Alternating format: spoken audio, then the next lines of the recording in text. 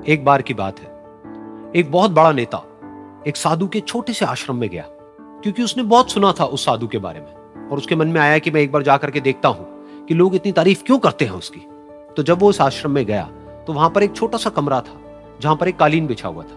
वहां पर कुछ लोग बैठे हुए थे नीचे और साधु जी सामने बैठे हुए थे। कुछ सवाल जवाब चल रहा था। तो जैसे ही वो अंदर गया, वो अकेला नहीं था, उसके साथ में 4 बॉडीगार्ड्स भी थे और उसको ये आदत थी कि जहां पर भी वो जाता था लोग अपनी जगह से खड़े हो जाते थे, उसकी तरफ देखते थे, हाथ जोड़ते थे, अपना सर झुकाते थे।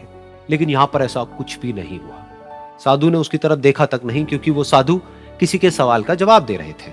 लेकिन नेता को इस बात पे गुस्सा आ गया। नेता को लगा कि ये मेरी बेइज्जती है।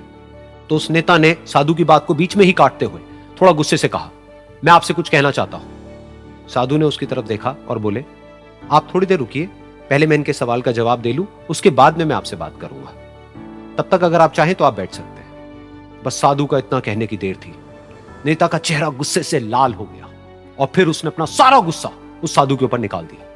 अभी तक वो नेता बहुत ही तमीज से बात कर रहा था, यानी कि आप कह करके बात कर रहा था। अब वो तू तड़ाक पे उतर आया। नेता ने उस साधु को कहा, तुझे पता भी है मैं कौन हूं और तू किससे बात कर रहा है?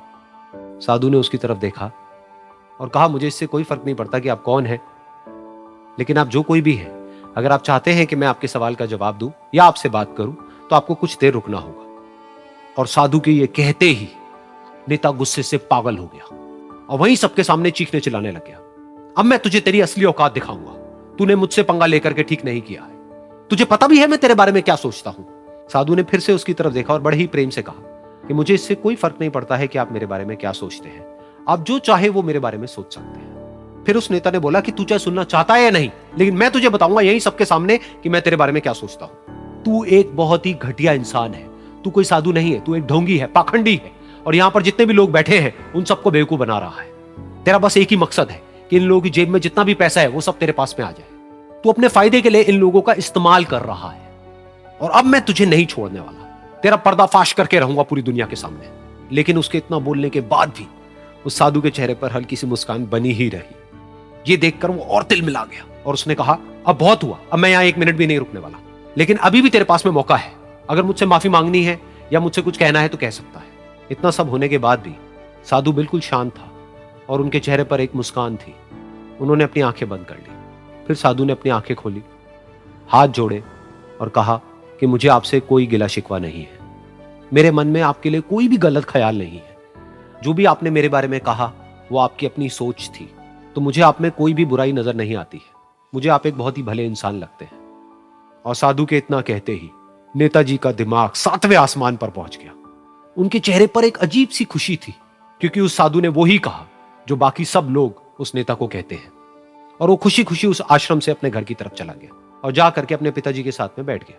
उसके पिताजी की आंखें बंद थी और वो ध्यान में थे। पूरी जिंदगी उन्होंने सिर्फ लोगों की सेवा करी और बदले में कुछ भी एक्सपेक्ट नहीं किया। तो थोड़ी देर बाद जब उन्होंने अपनी आंखें खोली और देखा अपने बेटे को अपने साथ बैठे हुए, तो उनके बेटे के चेहरे पर आज एक अजीब सी खुशी थी जो आज से पहले उन्होंने कभी नहीं देखी थी।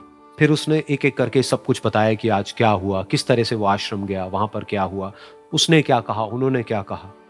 तो जब इसके पिताजी ने पूरी बात सुनी तो थोड़ा सा मुस्कुराए और अपने बेटे को देख करके बोले कि उन्होंने तुम्हारी तारीफ नहीं करी है, क्योंकि उन्होंने वो नहीं कहा कि जो तुम हो, उन्होंने वो कहा कि जो वो खुद है।